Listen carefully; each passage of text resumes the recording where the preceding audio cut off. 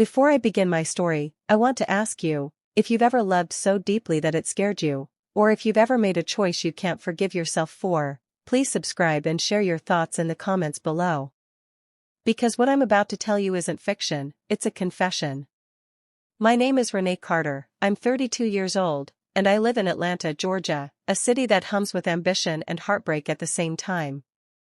From the outside, my life looked perfect: a steady marriage, a beautiful home in Midtown, and a husband who loved me, or at least, who used to. But perfection is a fragile thing. It cracks quietly, in silence, in distance, in unspoken words. I met Liam on a Tuesday. Rain had fallen all morning, drenching the sidewalks of Peachtree Street, turning the air into a thick mist that blurred faces and lights. I had ducked into a little cafe near my office, just to escape the storm. He was there, sitting by the window with his laptop open, a coffee cup in one hand and an expression that looked lost, yet focused. Our eyes met once. Then again. And somehow, it felt like we both recognized something, a quiet sadness the world couldn't see. "Rough morning?" he asked when I took the seat beside him. His voice was deep, warm, and calm, like it carried empathy. "You could say that," I smiled faintly. "Work's been heavy lately." That was the beginning, nothing dramatic, nothing scandalous. Just two strangers finding comfort in conversation. But sometimes, that's how temptation starts, softly. He told me he was a graphic designer, freelancing for a tech company downtown. I told him I was an interior designer, and that my marriage had lost its color somewhere between deadlines and obligations. He didn't interrupt. He didn't offer advice.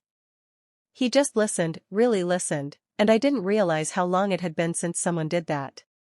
When I got up to leave, he smiled. "Maybe next time, I'll buy you a coffee before the rain." I laughed. "You're assuming there'll be a next time." "There should be," he said. "Some people are worth meeting twice." I walked out with that line echoing in my head all the way home. That night, my husband, Marcus, was late again. He came home smelling like fatigue and frustration. No affair, no betrayal, just exhaustion. But his silence was its own kind of distance. We barely spoke. The television filled the room where love used to live. I told myself the ache inside me was just loneliness. That it would fade. It didn't. By the following week, I found myself back at that cafe, hoping to see Liam again. And he was there. Same table. Same half-smile that made my chest tighten. This time, the conversation flowed like we'd known each other for years. We talked about music, dreams, childhood fears. I told him I once wanted to move to Paris. He told me he once believed love could fix anything, until it didn't. His vulnerability drew me in. It wasn't flirtation, it was connection. And yet, I felt the wrongness of it pulsing beneath every word. When I finally stood to leave, he touched my wrist, gently, and said, "You look like someone trying to remember who she used to be." That line broke me. Because he was right.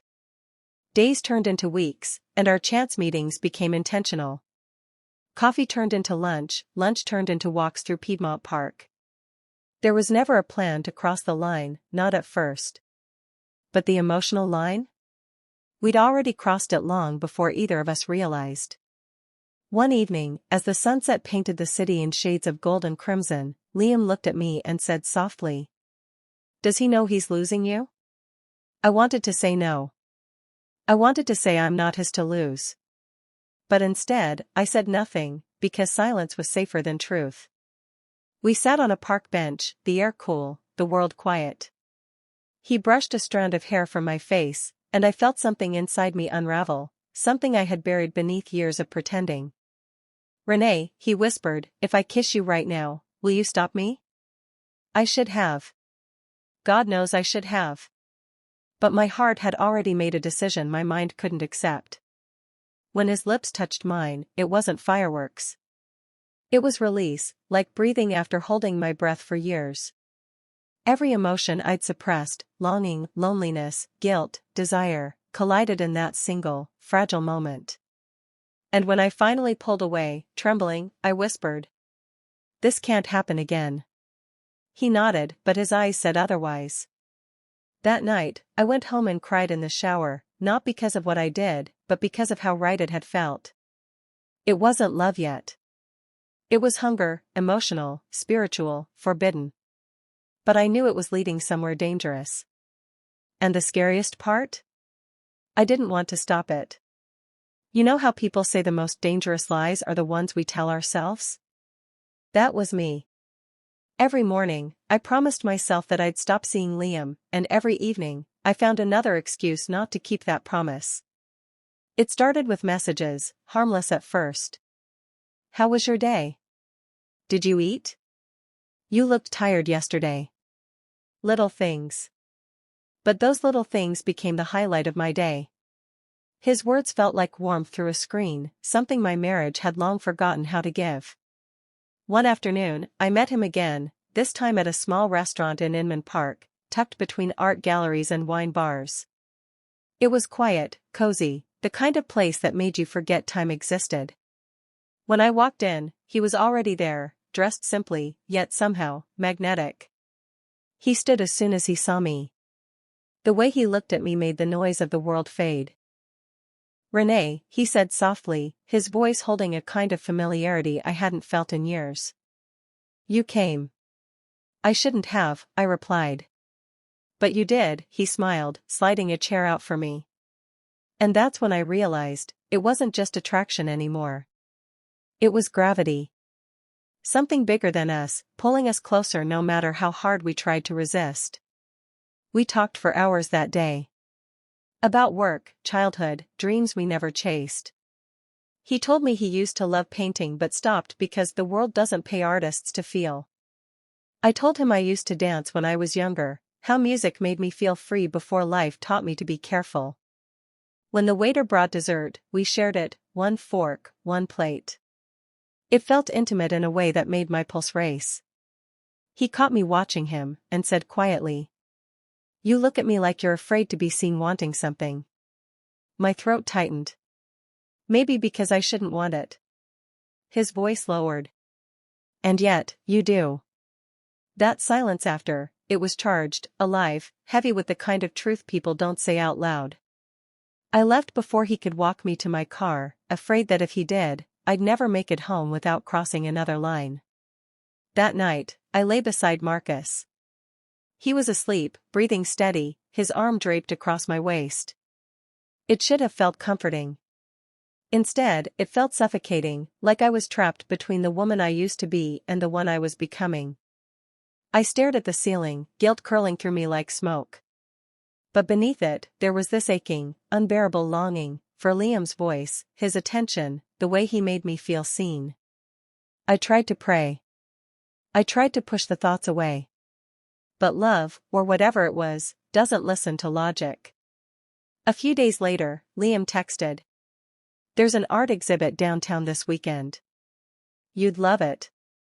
Come if you can." I told myself I'd just go for the art. But deep down, I knew better. The gallery was dimly lit, soft jazz playing somewhere in the background. Paintings hung like secrets on the walls. When I spotted him across the room, my heart did that thing again, that quick, breathless skip like I was 17. He smiled when he saw me. No words, just a look that said everything we weren't supposed to feel. We walked together, our shoulders almost brushing. Every accidental touch felt deliberate.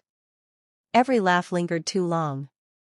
At one point, we stopped before a painting, a woman sitting by a window, her face turned toward the light but her eyes shadowed. Liam murmured, "She looks like you." I swallowed hard. "She looks lost. Or waiting for something," he said quietly. "Maybe for someone who finally understands her." The world went quiet around us. I turned to face him, too close, too aware. "Liam," I whispered, warning and plea tangled in one. He didn't say anything. He just reached up, brushed his thumb against my jaw, his eyes searching mine like he was memorizing me. The air between us felt fragile, one breath away from breaking. And then, I let it break. Our lips met again, slower this time, deeper, filled with every word we'd been too afraid to say. The kiss was soft, desperate, wrong, perfect. When we finally pulled apart, I could barely breathe. He looked at me, his voice trembling. I know we shouldn't. But I can't seem to stop wanting you. Tears stung my eyes. Then we're both already too far gone. We didn't go home together that night. But from that moment, there was no turning back. Every message, every glance, every breath between us carried a current of something dangerous, something intoxicating. Days turned into stolen moments. Lunch breaks became excuses. A week later, I found myself standing outside his apartment, my hands shaking, heart pounding, knowing exactly what I was doing, and not caring enough to stop. He opened the door, surprise flickering in his eyes. Renee, he breathed, you came. I shouldn't have, I whispered. But I couldn't stay away. The silence that followed wasn't empty, it was loaded with everything we'd been holding back. He stepped closer, and for the first time, I didn't move away. His hand brushed mine. My heart thundered. And in that quiet apartment overlooking the lights of Atlanta, the world outside ceased to exist. It wasn't lust, not exactly. It was the collision of two lonely souls finding warmth in the wrong place. Every touch was a question, every kiss an answer we couldn't live with but couldn't live without. And as I lay in his arms later, my head against his chest, I knew that nothing would ever be the same again. Because once you taste something that makes you feel alive, you can't go back to what only made you feel safe. I left before dawn, the city still asleep. The streets glowed faintly under the early light, and guilt walked beside me like a shadow. When I got home, Marcus was making coffee. He smiled, that tired, familiar smile, and asked, "Did you sleep okay?" I lied. "Yeah. Just woke up early." He kissed my cheek. "You've been distant lately. Everything all right?" I forced a smile. "Yeah, just work." He nodded, not pressing further. But as I walked away, I could feel his eyes on me, like he sensed something slipping, something breaking. And deep inside, I knew he was right. Something was breaking me. That day, I looked in the mirror and saw a stranger staring back. A woman torn between guilt and desire, between loyalty and need. And yet, I knew I wasn't done. Because love, once it turns forbidden, becomes a storm, beautiful, reckless, and impossible to contain. Have you ever looked at the person you love, and realized you're slowly becoming the reason they'll break? That was me. Every morning when I looked at Marcus, I saw the man who'd stood by me for years, and I saw the woman who was betraying him in silence. Days after that night with Liam, everything felt different. The world hadn't changed, I had. I carried his scent on my skin like a secret. I carried his voice in my head like a song I couldn't stop humming. I wanted to hate myself for it, but part of me couldn't. Guilt and desire are strange companions. They feed on each other until you can't tell where one ends and the other begins. Atlanta felt smaller after that. Every street, every coffee shop, every evening light reminded me of him. We tried to stay apart. We really did. For 3 days, there were no calls, no messages. I told myself it was over. I told myself I was strong enough to walk away. But the truth is, love doesn't fade just because it's wrong. It lingers. It waits. On the 4th day, he texted, "I miss you. And I hate that I do." I stared at the screen for a long time before replying. Then we're both hating the same thing. That was all it took. The next evening, we met again, not in public this time, but in the quiet anonymity of his apartment. When he opened the door, he didn't speak. Neither did I. We just stood there, the silence thick with everything we'd been holding back. He finally said, "Tell me to stop, and I will." But I didn't. Instead, I reached for him, and the moment our hands touched, the dam broke. There are moments in life you know you'll regret, but you still choose them, because for one heartbeat, they make you feel alive. That night was one of those. Afterward, as we lay in the soft half-light, he traced his fingers down my arm and whispered, "Do you ever think about how this ends?" "All the time," I said quietly. "And every time, it hurts." He sighed. "I don't want to be the reason you fall apart." "You're not," I whispered. "You're the reason I remember what it feels like to be seen." That confession felt both beautiful and cruel. Because no matter how real it felt, I knew it was borrowed time. When I got home that night, Marcus was waiting up. He was sitting in the living room, a half-empty glass of whiskey in his hand, the lamp casting soft shadows across his face. "You're late," he said, his voice calm, too calm. I froze. "Traffic. I stopped by the store." He looked at me, really looked. "Renee, I know when you're lying." The room went still. My heart began to race, but I forced a smile. "I'm not lying, Marcus." He sighed and looked away. "You've been different lately. Distant. I don't know what's happening to us, but I feel like I'm losing you." That broke something inside me. Because he wasn't angry. He was scared. I sat beside him and placed my hand over his. "You're not losing me," I whispered, even though he already had. He nodded slowly, not believing me, but choosing silence over confrontation. That's the thing about love, sometimes it chooses denial because the truth would destroy it. For the next few weeks, I lived in two worlds, the one where I smiled across the dinner table and pretended everything was fine, and the one where I found pieces of myself in Liam's arms. Every text, every stolen glance, every lie to Marcus carved a deeper wound into my conscience. One evening, after Marcus left for a business trip, I sat in my car outside Liam's building, staring at my reflection in the rearview mirror. My eyes looked tired, haunted. He opened the door before I could knock. "You look like you've been running from something," he said. "I have," I whispered. "Myself." He pulled me inside, held me without words. And in that silence, the weight of everything I was hiding pressed down until it almost broke me. One night, we drove out to the edge of the city, somewhere past Decatur, where the lights faded and the stars actually showed. We parked, rolled down the windows, and just sat there listening to the quiet hum of the world. Liam turned to me and said, "If things were different, do you think we'd still find each other?" I smiled sadly. "I think we already did. Just in the wrong time." He reached over, his fingers brushing mine. "Then maybe in another life." That line, it stayed with me.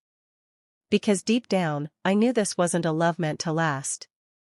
It was a love meant to remind that we're human, fragile, desperate for connection. But fate has a cruel way of demanding truth. A week later, Marcus found a message on my phone. Just a single text from Liam, "Can't stop thinking about you." When I came home that night, Marcus was standing in the kitchen, pale, quiet, shaking. My phone was on the counter. He looked up at me, his voice breaking. "Who is he, Renee?" My world stopped. "Marcus, Don't lie to me. Please. Just tell me the truth." Tears filled my eyes. The room felt like it was collapsing around us. I wanted to speak, but the words stuck in my throat. He stepped closer. Was it worth it? Whatever it was it worth losing us? And that's when I broke. Completely. I sank to the floor, crying harder than I ever had in my life. Not because I got caught, but because I finally saw the devastation I'd caused. He didn't yell. He didn't throw things. He just walked away. And somehow, that silence hurt more than any words could have. That night, I sat alone in the dark, surrounded by everything I'd destroyed. Liam called. I couldn't answer. What could I say? That I loved him? That I hated myself? That I wished I could go back to that rainy day in the cafe and walk away? There are no right answers when love turns to ashes. All I could do was whisper into the silence. I'm sorry. But the truth is, sorry doesn't undo anything. They say time heals everything. But whoever said that never had to live with the sound of their own regret. It's been 6 months since everything fell apart. 6 months since Marcus packed a single suitcase, left the house keys on the counter, and walked out of the door without a word. I watched him drive away from the window, no screaming, no dramatic ending, just the quiet sound of something dying that was once beautiful. The next morning, I woke up to silence. No coffee brewing, no footsteps in the hallway, no warmth beside me. Just me, and the weight of what I'd done. At first, I tried to reach out to him. I sent messages, called, wrote long apologies that he never read. He blocked my number after a week. That hurt, but I understood. Because some wounds don't need words, they just need distance. I still see him sometimes, though. Not in person, in my mind. When I pass a restaurant we used to love. When I smell the cologne he used to wear. When I catch myself laughing, and realize he used to be the reason. It's strange how someone can go from your forever to a memory that still breathes inside you. As for Liam, I ended things with him not long after Marcus left. Not because I stopped caring, but because I had to. The last time we met, it was raining again, like the day we met. We sat in his car outside the cafe, the windows fogged, the air thick with unspoken words.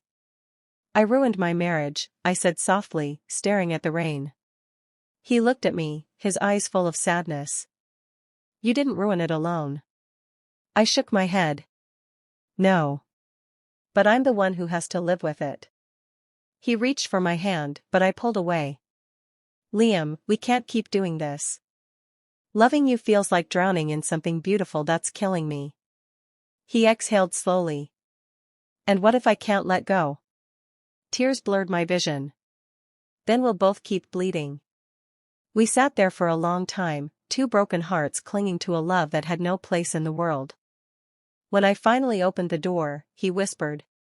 Will I ever see you again? I didn't turn around. Maybe in another life. And then I left. Since then, I've been trying to rebuild, piece by fragile piece.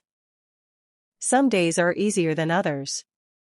Some days, I can almost convince myself I'm healing. Other days, I hear his voice in my head, and it feels like starting over from zero. I go for walks through Piedmont Park now, the same park where Liam first kissed me. But it feels different. Quieter.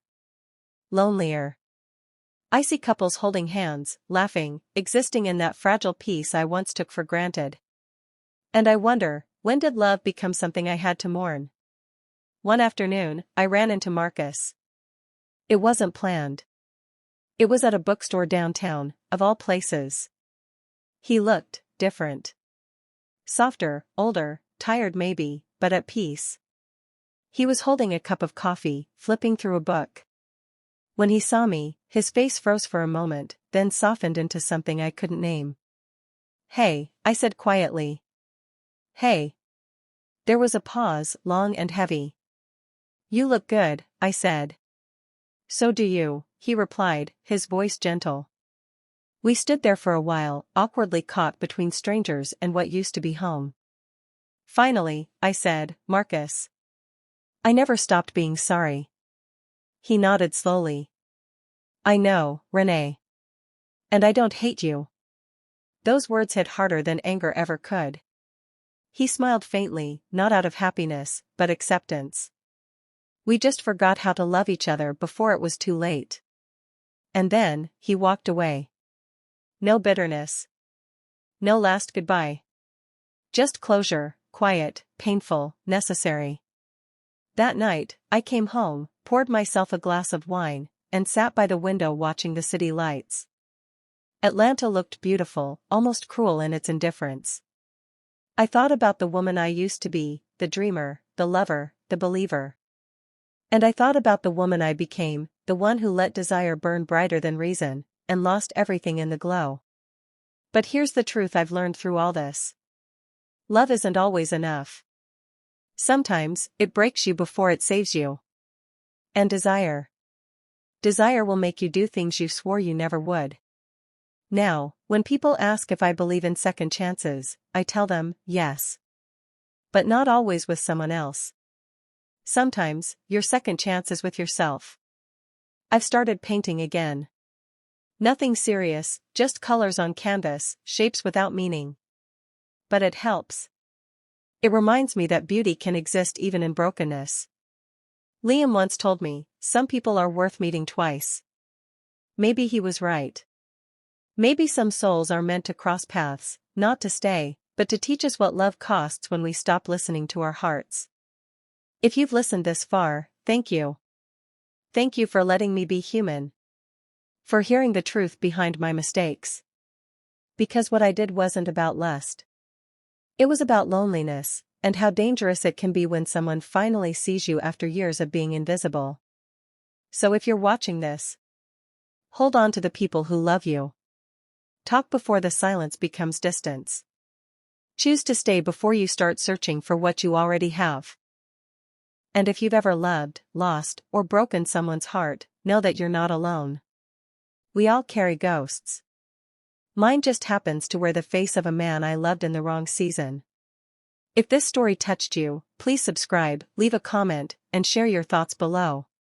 Sometimes, sharing our stories is the only way to stop them from haunting us.